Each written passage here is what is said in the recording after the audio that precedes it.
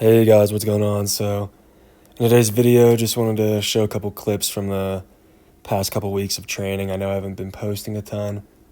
I'm kind of swamped, or whatever people say, with school, and I work 15 hours a week, so I have a pretty busy schedule. But I always manage to fit training in, that's for sure, even if I'm not making YouTube videos.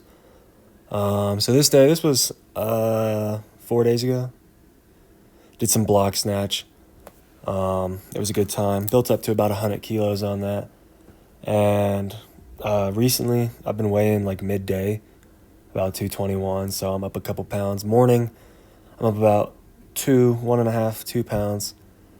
I mean, honestly, I'm definitely feeling the body weight, especially on bench. I'm noticing the body weight and just, I mean, my strength's back to where it was pre-cut. So that's a very good spot to be in.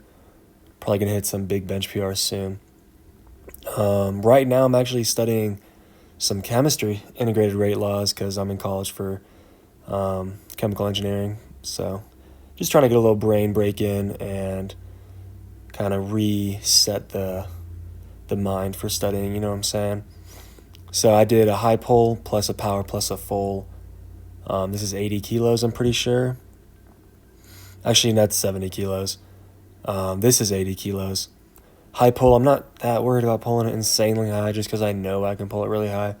Mostly want to focus on having good form. And I hit some hang high pulls after this. Had a great time with those. And my traps are still sore to the touch as I'm recording this. So those are definitely staying in the program. I've lowered my volume quite a bit. I think I was doing a little too much volume, a little junk volume. I'd rather get really quality sets in before building the volume. A lot of jacked naturals, they do a lot of volume, but it's because they've built up to it. So they might do 6 sets of rows or something, but they're all really hard quality sets. I don't know if I'm there yet. I can do about 2 to 3 sets per exercise right now, depending on the exercise for sure. That was 90. That was a good snatch. This is my favorite one though of the day.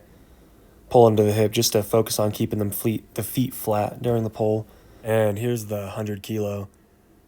Um, After this, I went for 105. Actually, I didn't. I loaded up 105 and didn't take it because mentally I just wasn't there. Attempted 95 again for a little downset, and I fucking died. Here is 100 kilos for the high pulls. Not the highest pull, but it's a good in between like basically doing like an upright row. I think I like this height basically is what I'm trying to say. And yeah, my traps are crazy sore. You have so much force on the traps when your arms extend in the bottom. Actually, I don't know how much force is in them. I haven't taken physics yet, but as soon as I figure out how to actually calculate that, you best believe I'm calculating that. Yeah, the displacement's 0 though. These are split squats. Today I had 145 for 4 sets of 10. And I think I'm just going to like linearly progress these. I'll probably add 10 pounds. So this was actually 148 because the SSB weighs weird. So I'll probably do 158 this Friday. And when it comes to like accessories and like split squats and stuff, I feel like the most important part is training them hard. So that's really what I'm trying to do is have the most quality volume I can. Obviously, I'm running Juggernaut, so I mean that volume's really quality, but not all the sets are to failure. But yeah, I mean I'm just trying to make sure that I guess I'm not wasting time, not just putting like unnecessary stress on myself and on my body that I don't need to. You know, if I'm gonna do 5 sets, but they're kind of versus like 2 or 3 really solid sets, or even 1 really solid set. I'd rather do quality over quantity kind of thing. Especially with leg movements. I don't really know how much volume you need on legs. I know my upper back can take a ton of volume, and it does really well from volume. I've actually never really felt like my legs love volume in the same way that parts of my upper body do. Not that I don't do any volume from. I did a 4x10 today on SSB squats, and then did 23 reps with the AMRAP. So obviously there's some volume going on, but these are some RDLs, and a little weaker than I thought. Hit 190 for a single, which is okay, not ideal, but my first time RDLing in a while. So I mean, it'll move up pretty fast. I'm gonna do 175 for a few reps on Friday, and right now I'm just throwing in a couple extra clips because I'm already in the recording mindset.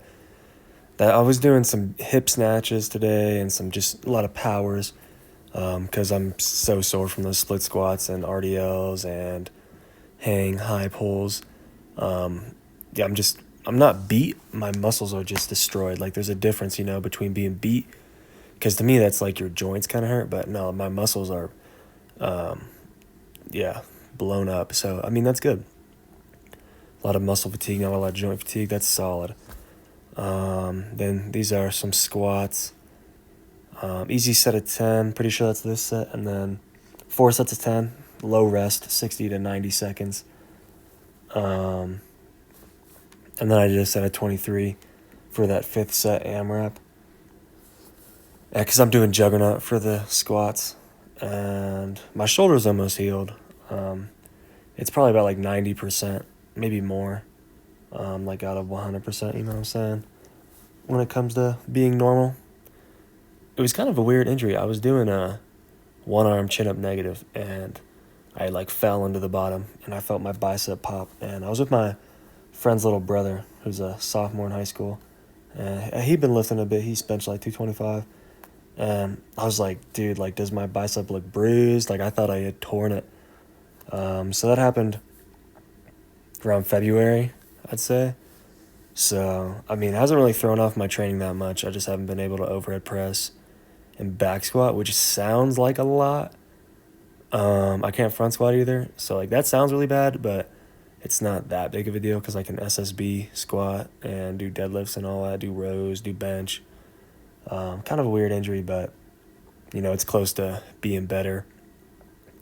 And the more advanced you get, it's important to know how to pivot when you get injuries, you know what I'm saying? Because you're going to get injured.